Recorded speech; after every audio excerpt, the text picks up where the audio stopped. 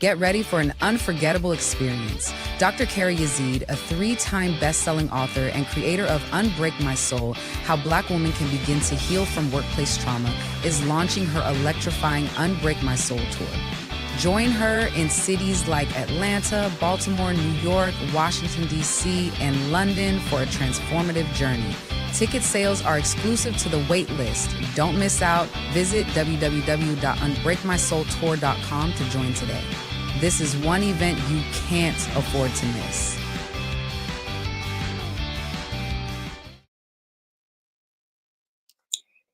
Hello, everyone, and welcome. I hope you guys can hear me. If you can, give me a thumbs up or comment in the chat below. But it is a pleasure to finally be back. I want to thank everyone who has been patient with me over the last year and couple of months. Life has been lifing, as you all know, or you may not know. But again, I just want to thank you for being there for me through, a life transition that I had. So I am back. I have not done a live and oh my goodness, it's been a while since I've come to you guys live alone. So not doing a podcast for anyone, but just here on LinkedIn and also YouTube to talk to you guys today. So for those of you who don't know me, my name is Dr. Carey Yazeed. If this is your first time joining me on a live stream, welcome. And if you are returning, welcome back. And if you're watching the replay, thank you for stopping by and seeing what we're talking about today. Hello, everyone. Thank you all for joining. I'm seeing some familiar faces in the chat. So thank you, and thank you. So I want to get started because my motto is I do not like to waste your time. So we're going to jump right into this today. So as you all saw from the video, I am going to be doing a tour this spring. So, yes, I'm kind of taking the show on the road.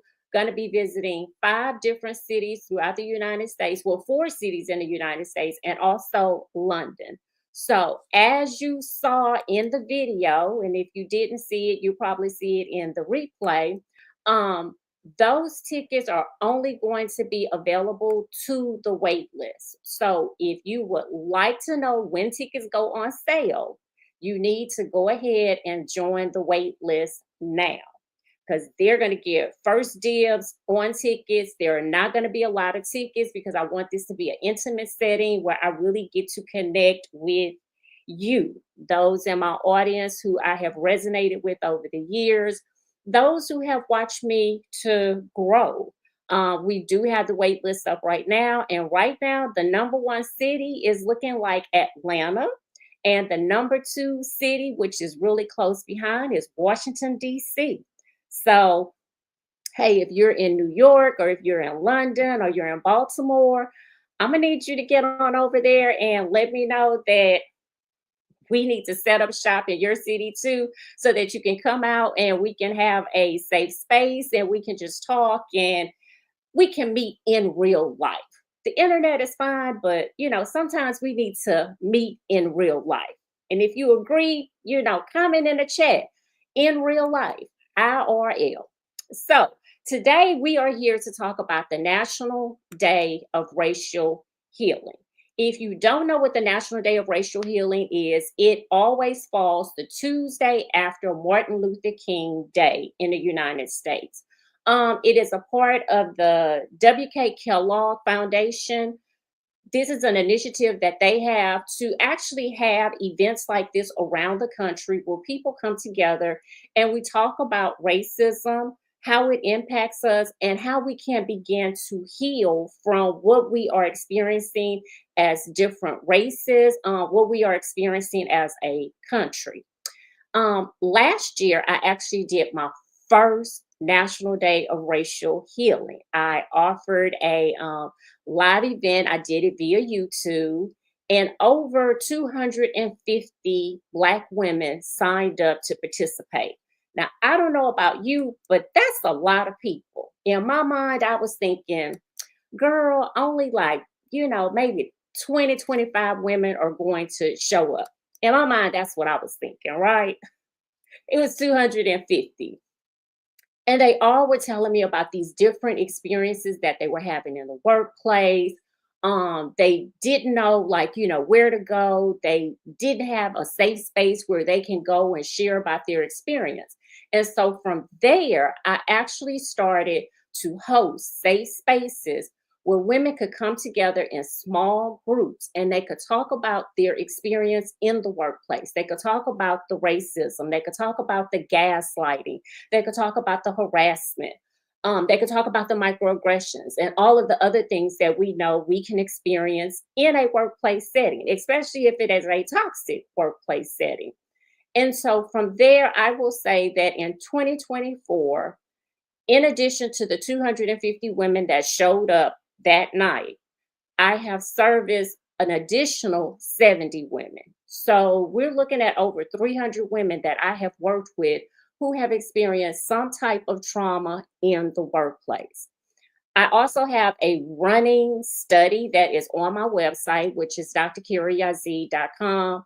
You can go there and actually look where women have answered questions about what they are experiencing in the workplace. This study is anonymous, but it is in real time. So you get a clear picture of what women are going through. And this is just women. So it's not Black women, it is women in general. If you'd like to participate in the study, you can head on over to my website as well and take a look at that.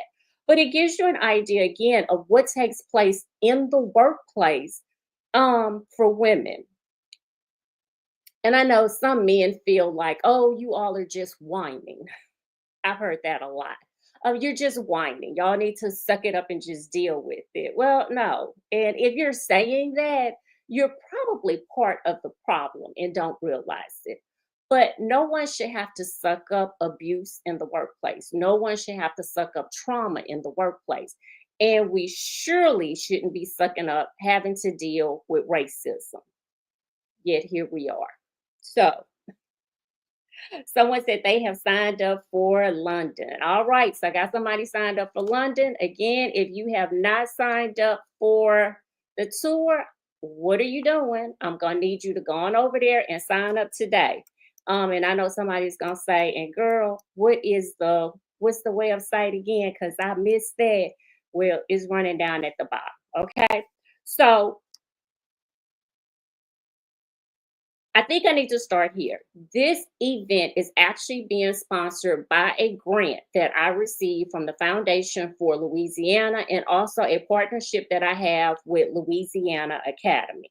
So, even though I was planning to do this, to do it on this scale is because of those two initiatives. So, I would like to thank them. If you are not following the Foundation for Louisiana, they are on LinkedIn. They do have a Instagram page and also a Facebook page. Louisiana Academy has a Instagram page and they also have a Facebook page. And on both of those sites, they're called the Louisiana Academy. So I like to thank both of those initiatives for believing in me and allowing me this opportunity to do this for you all and to also recognize my worth in doing it as well. So we are going to just jump right in. So what are we talking about today? When the dream becomes a nightmare and how racism impacts us in the workplace. So if you guys had an opportunity to read the post that I put when I was talking about us coming together today, the dream becoming a nightmare has to do with Martin Luther King Jr.'s speech, I Have a Dream. And so we know that's like his famous speech. We all heard a dream and what he called for in that dream. And one of the things that he called for was the end of racism. Well, shortly thereafter, King came back and said, he kind of thought he made a mistake, that the dream had turned into a nightmare. And here we are 62 years later, and we're still dealing with that same nightmare. Nothing has changed. Things are still the same. And I won't say they're worse, but the conditions for Blacks, we're still out here struggling. And a lot of us are struggling in the workplace. And if you you agree with me? Comment down below. Mention in the comments, how are you feeling? With things that are going on now in the country, in the world, how do you think racism is? If you had to rate it on a scale of 1 to 10, where would you rate racism in 2025? Is it something that you find yourself having to deal with in the workplace? I know for me, I'm 55 years old, and I can honestly say there have been times in the past that I've had to deal with racism in the workplace. Some people have said, well, oh my God, you live in the deep South. So I can only imagine what that looks like. And honestly, I think it looks the same wherever you go, that some people are just going to be out and blatant, especially in recent times and the recent political climate that we have. But then you have other people who it's going to be underhanded. And sometimes you don't realize what you have experienced until it's too late. And you're sitting there like, oh my goodness, did they really they, they did that. Like, and so sometimes it doesn't hit us immediately. And we're going to talk about how racism can show up in the workplace. Because again, sometimes it's not blatant in your face. Sometimes it's like you really have to sit down and think about it, look at the facts, look at what has the situation, the climate, and say, oh, yeah, that's exactly what that was. This so someone said, yes, it's still there more than ever. I totally agree. Um, Someone else said racism has gotten worse in the UK. Thank you, April, for sharing that, because a lot of people in the United States think that racism is just only contained to us. And a lot of people don't realize like racism is happening all over. And my good friend, Michael, the corporate plantation is very real. It is. It is very, very real. So let's start off with what exactly is racism? Because believe it or not, I've had this conversation with people. Well, some people do not understand what racism is.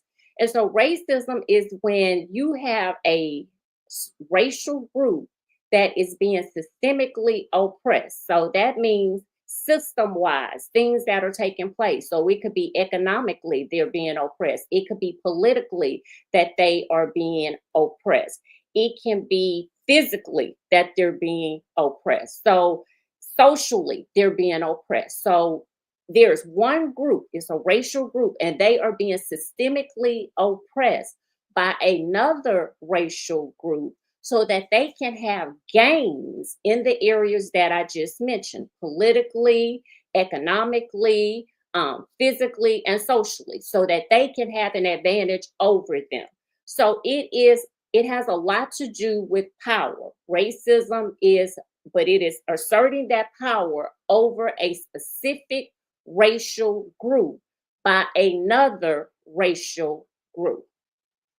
Are we all on the same page? Because again, I have had people to say they did not understand what racism was, and the definitions that they came up with were quite shocking, to say the least.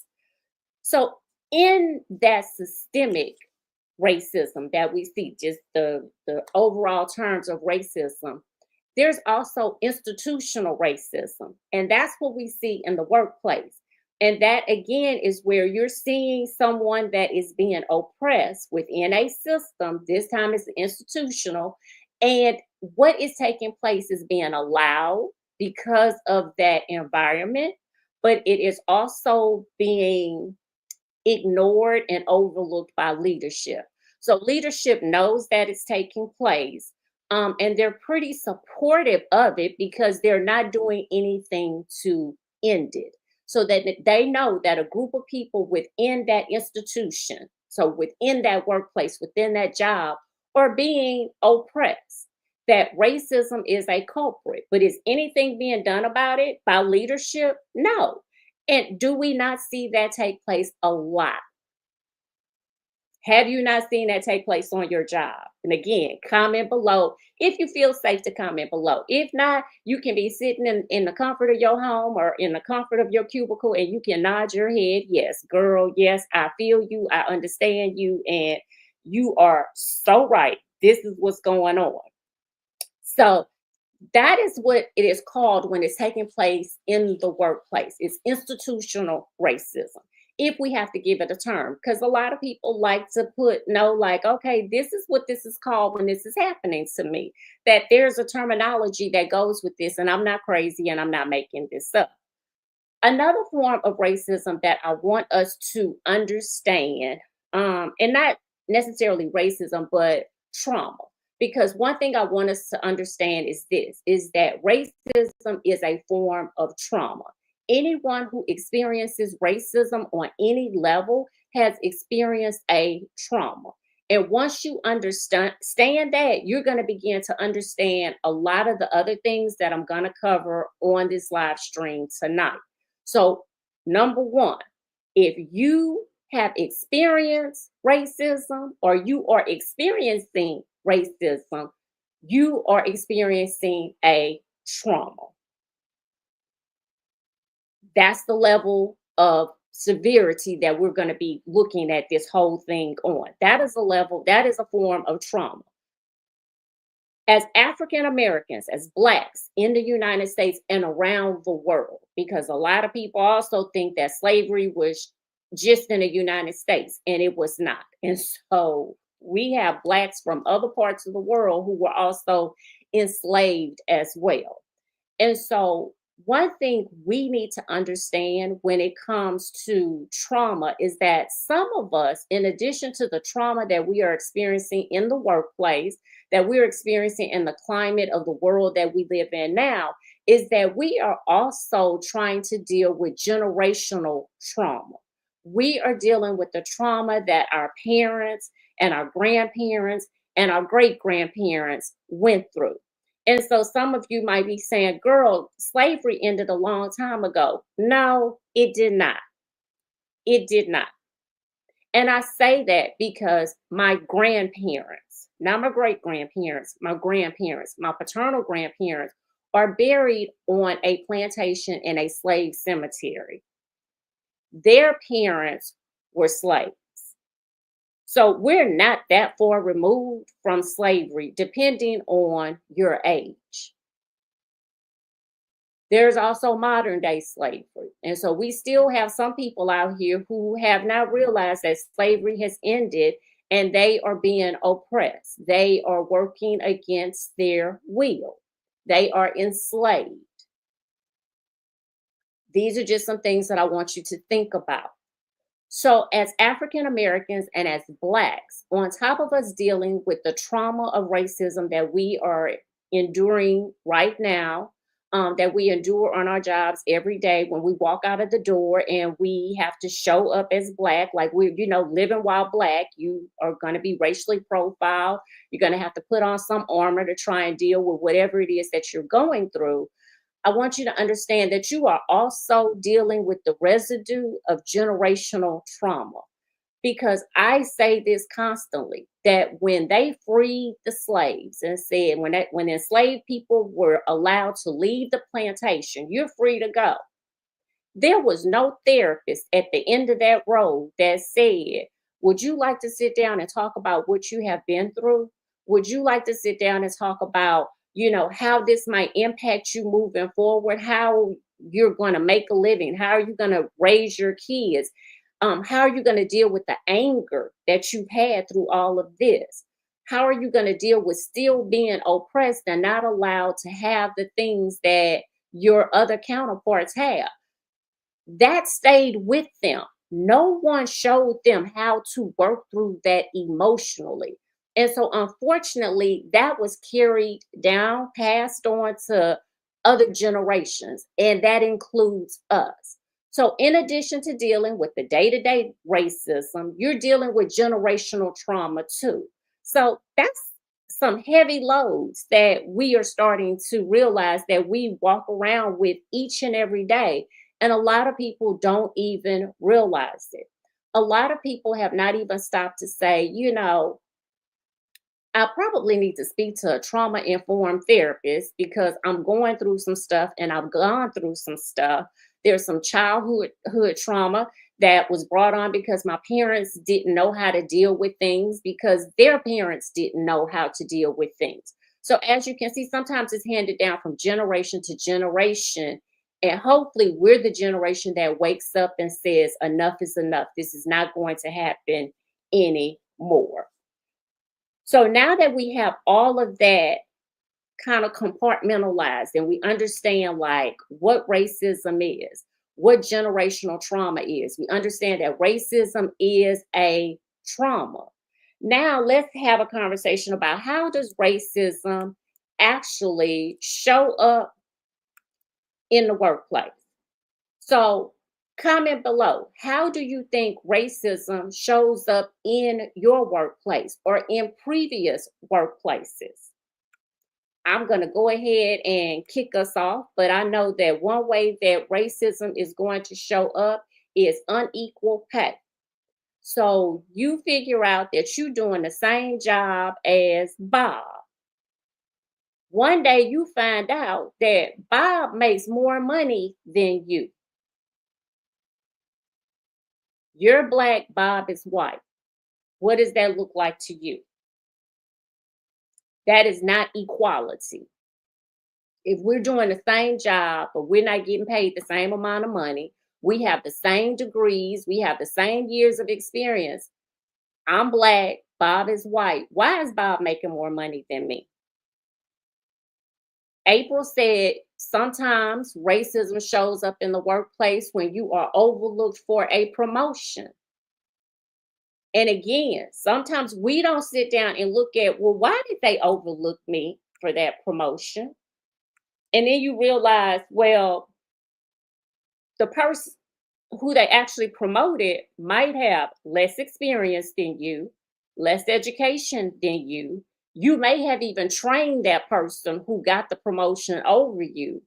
And one of the differences that you notice is that that person was white and you were black. Now, people say, oh, we're not going to talk about race. It has nothing to do with race. In this day and age, sometimes we have to call a spade a spade. And sometimes it does have everything to do with race. It can also be because of something that's called infinity bias, that the person in leadership identifies more on a personal basis with the person that they have promoted. So maybe they went to the same high school together. They're both white. They are both males. They both like to go fishing. And you are just not fitting into that equation. That is called infinity bias when they promote and kind of really gravitate towards the person who looks more like them. JC said less pay and have to train the one making more. Yeah, we see that happen a lot. We also see that different rules apply. So that happens a lot in the workplace where one person can get away with something and then you figure out like you can't do that. And if you do that, you're going to either be looking for a job, you're gonna get demoted, you're gonna get written up, like you're gonna be reprimanded, where the other person will be put on a pedestal and they will be praised for whatever has taken place. Being bullied or mobbed after pointing out systemic or interpersonal racism in the workplace. And so Helena does a beautiful job of talking about mobbing in the workplace. And it wasn't until she mentioned it to me that I understood, like, oh, girl, I have actually been through that. And so mobbing is where your coworkers kind of just pile on. And so you get it coming from all different angles of you getting bullied and people just making you feel bad about yourself. And so you just don't know which way it's going to come from. You might be receiving emails, voicemails from people. You're being called out in staff meetings about stuff that has nothing to do with you, but you're being blamed for everything. So we're really like you have this compound effect of everyone in the office ganging up on you. And so it's called mobbing and another form of bullying. Let's see. Bob making more money than Tyrone. Where I know about affirmative action, I have known an idea about what, but I have no idea about what you're talking about. Okay, so where's the example of Bob making more money than Tyrone? So actually, I did talk about Bob making more money than Tyrone, or um, yeah, that happens too. So it's not just women, but it also happens to men. So yes, that does take place. We see that happen a lot. But thank you. Thank you. So thank you guys for sharing those comments. So again, we talked about ways that racism can show up in the workplace. It can show up with unequal pay, the microaggressions. So someone makes comments about your hair. Someone makes comments about your clothing. Someone is making comments about your diet. Those can be forms of racism. Someone making comments about just, where you went to school, and maybe you went to school at an urban school, maybe you went to school at a HBCU, and so they're making comments that they feel that you're less qualified and you're less educated, and you're just like, maybe you need to do your homework. So microaggressions can be a form of racism. You can also be overlooked for a job. So let's say that you are, we kind of talked about this. You're overlooked for promotion, but maybe you're overlooked for even a job. So now we're seeing where AI is looking at our applications. And some places don't ask for your race, but some places still do ask for your race. I know in my day and age, again, I'm 55, I don't mind telling my age, where I would apply for jobs and they will write down like BF, and that stood for Black female. And so, when I saw that taking place, I was like, well, my chances of getting this job might be slim to none. Okay. So, again, just something to take into consideration of what that would look like of being overlooked for a job. It might simply be because of your race, not your skill set, that you're not even hired. They don't let you through the front door. Um, Again, we've kind of talked about the harassment and the bullying that could take place. Helena mentioned that. So thank you. And let's see. We had Wilbur Domino, he said, race always matters. Yes, race is always going to matter no matter where we are or what we're doing, and no matter what other people say. It does play a part in our everyday lives, and for some more than others. So I want to thank all of you for sharing these comments. You guys are doing a great job. And so thank you. Thank you for the participation that we are having. So moving forward, how does racism impact us physically and emotionally? So a lot of times we don't think about this. We don't think about what we are going through physically and emotionally has anything to do with racism. Well, I'm here to bust your bubble. Sometimes it does. So let's have a whole conversation about it. All right. So, one of the things that we can look at is that sometimes you have high blood pressures coming out of nowhere. Type 2 diabetes comes out of nowhere. You got depression, you have anxiety, you have a heart attack, you're having heart problems, you have a stroke, you find yourself on dialysis. And so, yes, all of these things are kind of tied to, well, it has to do with your diet. It also has to do with you being stressed sometimes too. And if you are living in a constant state of being hyper vigilant, looking over your shoulder due to racism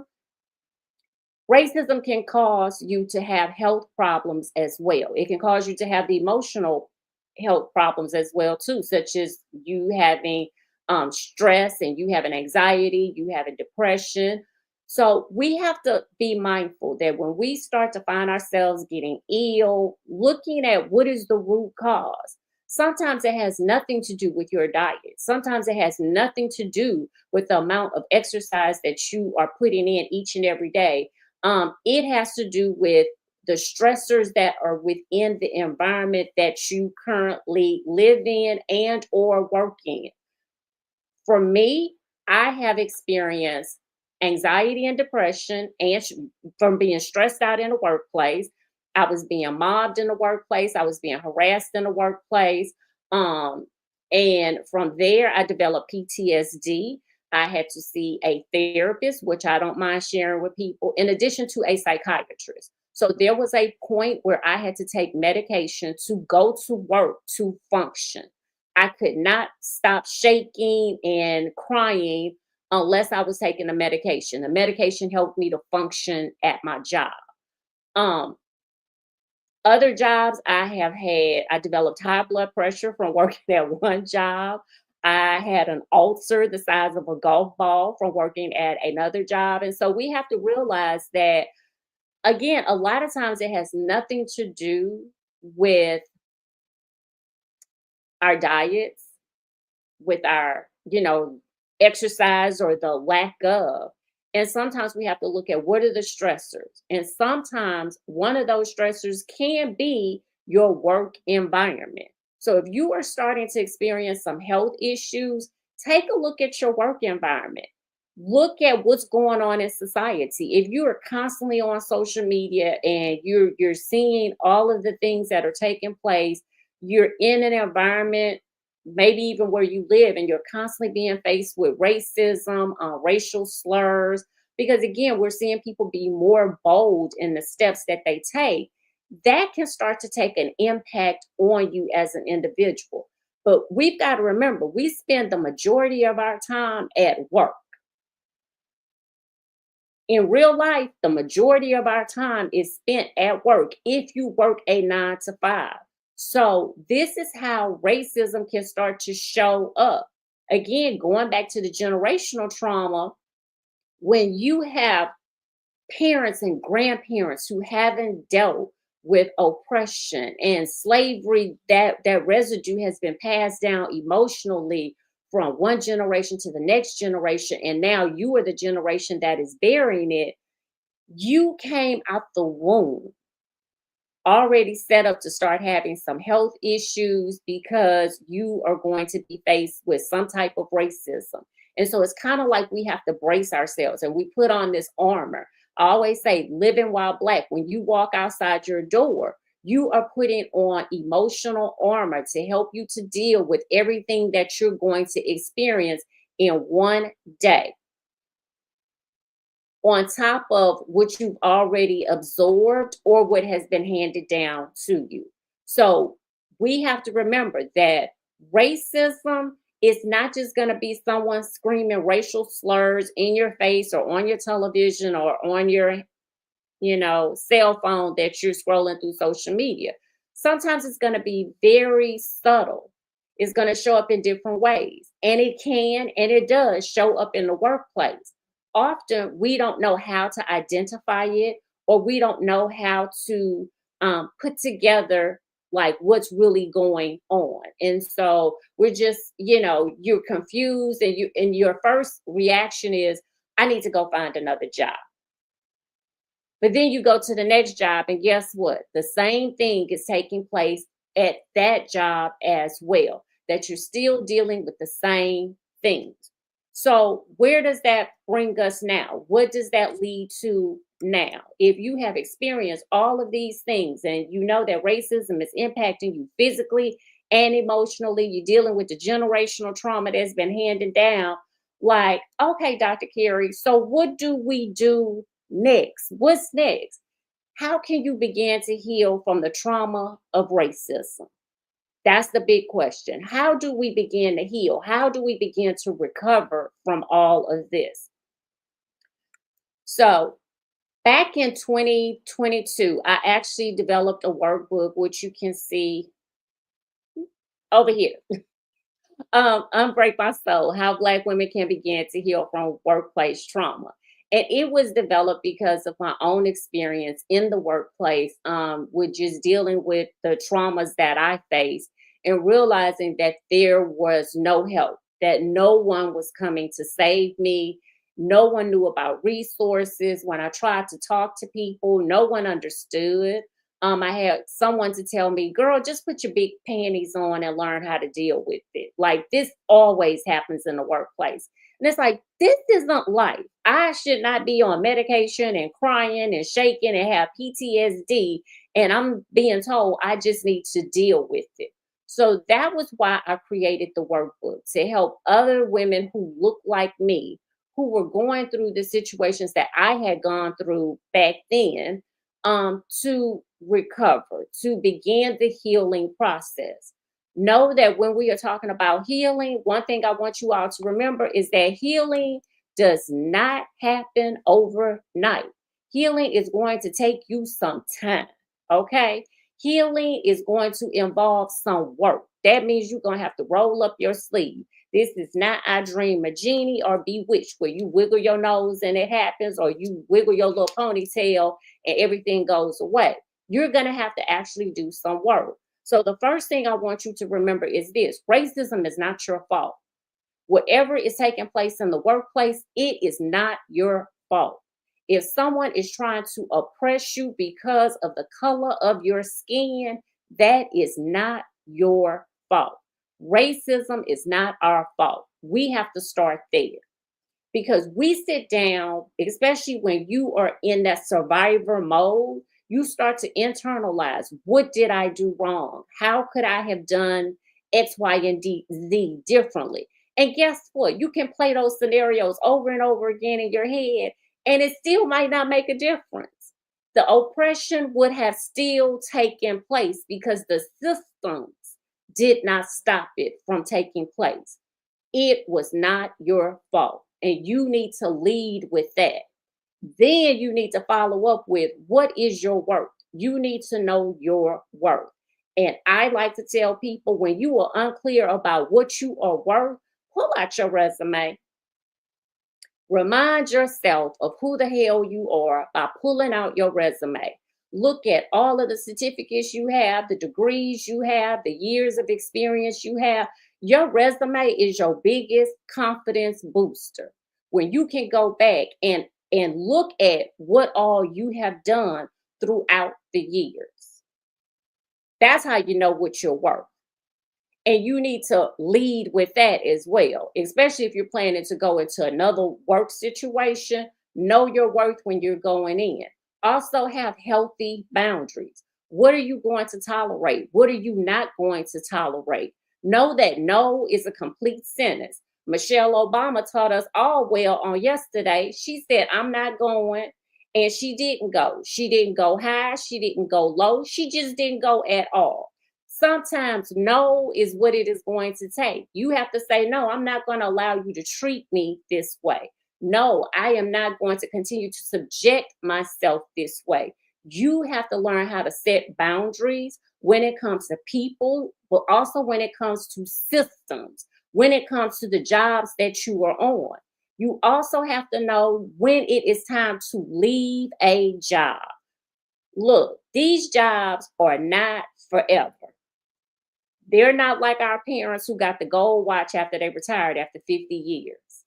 When you see things going left, you need to go right, and you need to be looking for another job, or you need to be thinking about how you can take all of those skills and talents that you had on that resume, and you can go and start your own business, and you can be an entrepreneur. Now, mind you, entrepreneurship isn't for everyone, but it is for some people.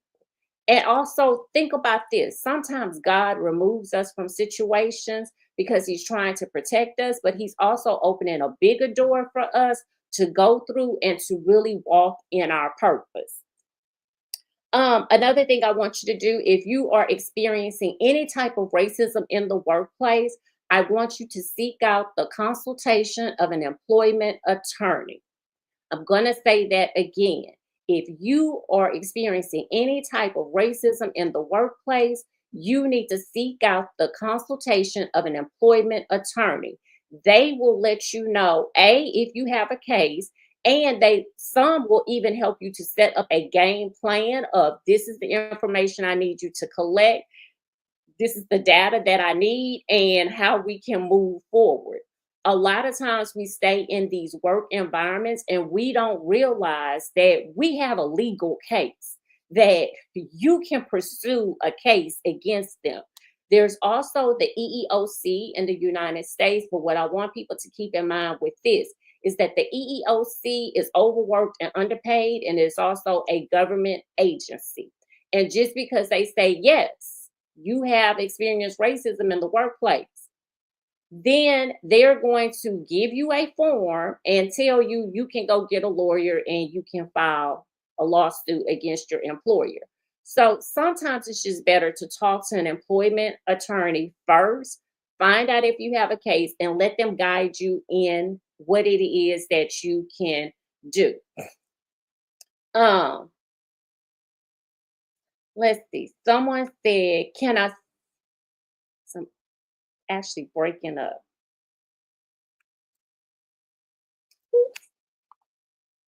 Ain't this about something? Okay. And I apologize if you guys see me dropping. I'm in South Louisiana and we are in the middle of a winter storm, which includes 6 feet of snow. South Louisiana and snow.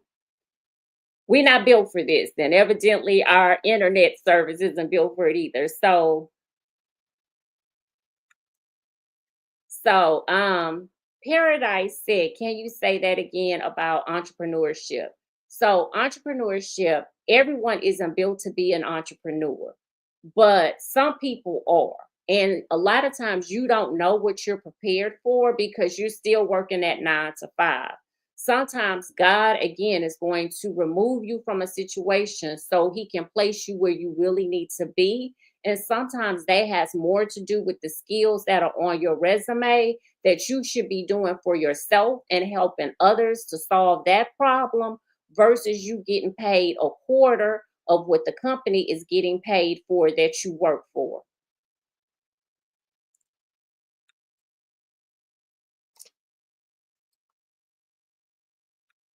We just having all kind of problems tonight. Whew, y'all, it's real over here. So luckily, I'm about to wrap this up for you guys real clear. So Mikhail said the video and the sound is fine on his side. Thank you so much. So, okay, so basically, I'm gonna go ahead and wrap it up because, like I said, my internet is not working for me tonight, but I was almost through anyway. But I would like to hear what you guys have to say in the comments section. What do you feel about tonight's presentation? Have you experienced racism in the workplace? If so, what are some things that you are doing to begin to heal from racism? I'd like to add this. If you decide to seek out the help of a therapist, I highly recommend that you work with a trauma informed therapist, a therapist who is specialized in working with trauma. All therapists are not created equal. Go get you a therapist that knows how to deal with trauma. Get your therapist that can deal with trauma. If that cut off for me. Again, know your worth, add tags, know how to set boundaries, know that no is a complete sentence. Self-care. If you don't practice anything else, each and every day, make sure you're pouring into yourself. Affirmations, eating healthy, um,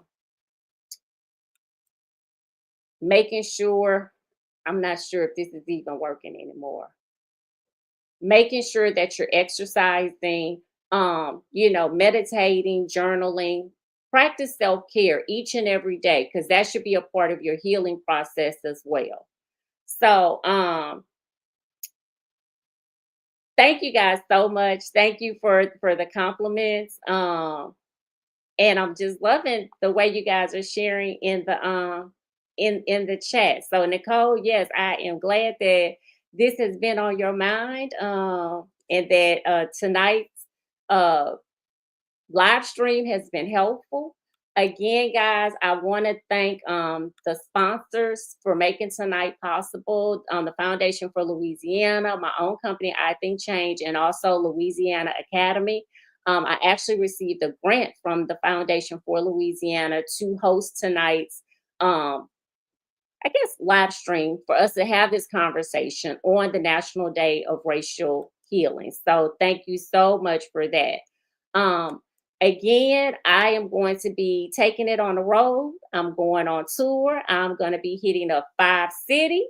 So if I am coming to a city near you, I'm going to need you to join the wait list. That is right. Tickets are exclusive to the wait list. So that means that they're going to be the first to know. And once we sell out, that's it. So if you want to know when tickets go on sale, which is going to be February 1st, but they're going to have first dibs. So make sure you join the wait list, which is unbreakmysoultour.com. So yes, branding is on. It has go with my book, Unbreak My Soul. So unbreakmysoultour.com is where you can join the wait list. And I'm looking at Atlanta, Baltimore, Washington, D.C., New York City, and also London.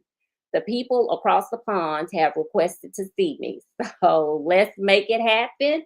Sign up for the wait list. Again, it's only going to be a limited number of tickets because I want this to be an intimate event. If you have not grabbed a copy of my workbook, what are you doing? If you're trying to begin your healing journey, especially overcoming racism in the workplace, I need you to pick up your copy of Unbreak My Soul, How Black Women Can Begin to Heal from Workplace Trauma. Thank you again for joining me tonight. My name is Dr. Carey Yazeed. Can't say that I'm going to be on here doing lives that much, but if you really want to see videos that I'm doing, head on over to YouTube. I am there once a week dropping a new video. Thank you all for joining me tonight, and stay warm wherever you are.